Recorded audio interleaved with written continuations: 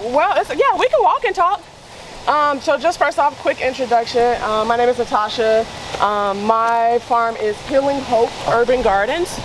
I started Healing Hope officially in 2021, but I have always wanted to get into agriculture. I've been growing food for over 10 years. My background, my family, my great-grandmother grew up on a farm in Georgia. I'm originally from Georgia. Remember as a young child being out there with her, learning, getting that discipline.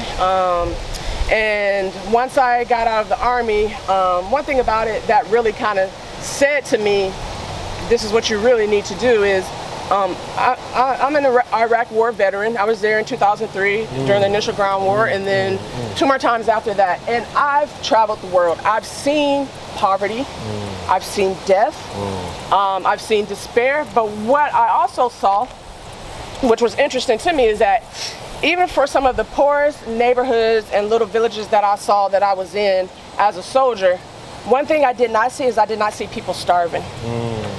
And I didn't see them starving because they grew their own food.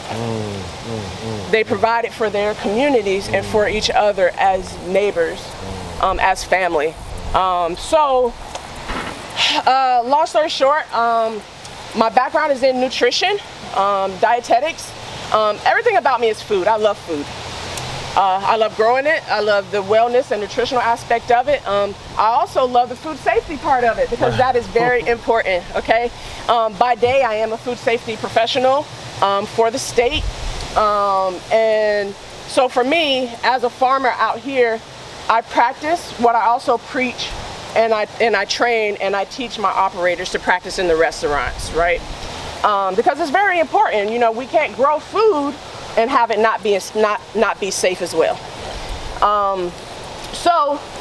Feel very blessed to be here on this property. I moved to Richmond about 6 years ago, and one of the reasons why I chose Richmond is because I saw what was going on here as far as the urban agriculture and then just agriculture period. And Deron doesn't know this, but I was actually watching him before I even moved here. Wow. And he got put on my radar just through social media and just seeing what he was doing and what some of the other people around Richmond were doing. I said, you know what, that's where I need to be. Like, that's, if I want to do, you know, what I say I want to do, I want to provide food, I want to train, I want to teach people about eating healthy in their own way and not subscribing to this idea of diets and eating healthy foods not good, right? It don't taste good.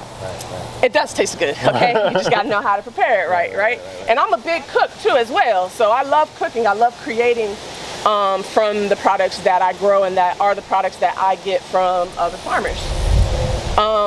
So that was one of the reasons why I moved down here. My farm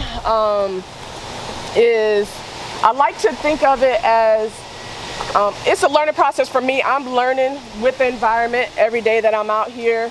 I do grow without using pesticides and herbicides, and you'll see, we'll talk about it, and we can walk now if you want, and we can talk about it. I practice companion planting.